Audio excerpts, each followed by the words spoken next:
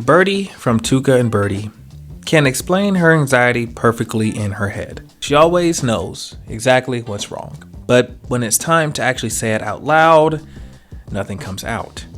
And if you've ever felt that, this is going to hurt. Hey, what's up guys? It's Ari, and Bertie is one of these characters who feels uncomfortably real. She's smart, capable, genuinely talented, but she's also drowning in anxiety and can't seem to tell anyone what she needs until she's already breaking down. The show doesn't frame this as a cute quirk. It frames it as this thing that's slowly destroying her life. So let's talk about why Bertie can't just speak up and why you might recognize yourself in every single excuse she makes. Quick thing before we continue. Me and my best friend are releasing a book this year and we're only printing 500 copies. If you like the stories on this channel, you'll definitely love this. It's about a solar punk world on the brink of collapse and two boys have to die to save it.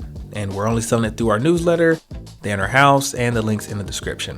All right, let's go. Bertie's whole thing is that she feels everything deeply, but doesn't know how to say it out loud. When she's overwhelmed, she doesn't ask for help. She just skips work or dodges the conversation.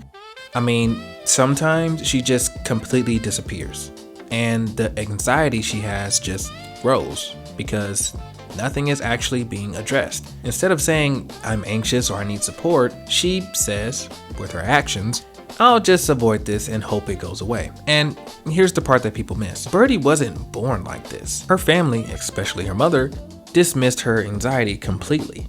When Bertie speaks up, her mom treated it like she was overreacting. So Bertie learned early. Don't complain, don't be too much, and don't make people feel uncomfortable. And she swallows these feelings instead of expressing them because expressing them never felt safe. And if you ever grew up in a house where your emotions were inconvenient, you know exactly what that does to you. You stop trusting that your feelings deserve space, and that becomes a huge problem. And another thing, Bertie doesn't say what's wrong until her body does. The panic attacks, meltdowns, shutdowns, all these things becomes her language because it's the only time people actually notice that something's wrong. And the show makes it pretty clear. The problem isn't that Bertie feels anxious, it's that she never voiced it early. And if you've ever held it together for so long that you finally exploded over something small, you've been Bertie in that moment. I mean, even in relationships, we see it. With Speckle, her boyfriend, Bertie is excited about commitment, but also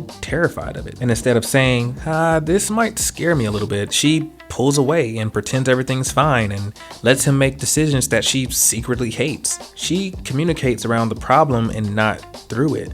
And that's the trap, because Speckle can't read her mind. He can't fix what she won't name is the problem. So the relationship suffers.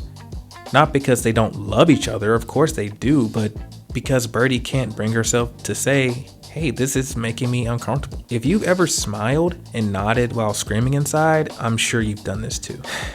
And the whole thing about therapy. Therapy in this show doesn't magically fix her anxiety. She struggles to even name what she's afraid of. I mean, there's some early scenes of her therapy showing her talking about trauma, wanting quick fixes instead of vulnerability. Her growth isn't about being fearless. I mean, it's more so about learning to say the obvious things out loud before it turns into a crisis. And that's the hard part, because saying this bothers me before you're in full panic mode feels selfish, dramatic. I mean, like you're making a big deal of nothing. But the alternative is waiting until you collapse. And Bertie shows you exactly what that looks like. Her problems are self-erasure and silence. Her healing for her is gonna be saying this bothers me, letting people see her discomfort. Those are the things she needs to do. And I would encourage you as well. I mean, progress might look small, but for her, it's massive.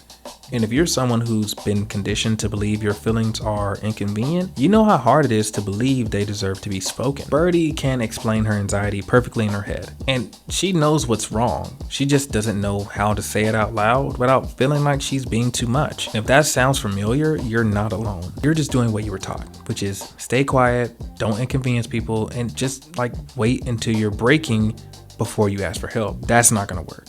And we know it. And the show doesn't judge her for feeling these things. It just shows you what happens when silence becomes the default. So that's all I have for you guys today. And YouTube thinks you'll like this video next. Peace.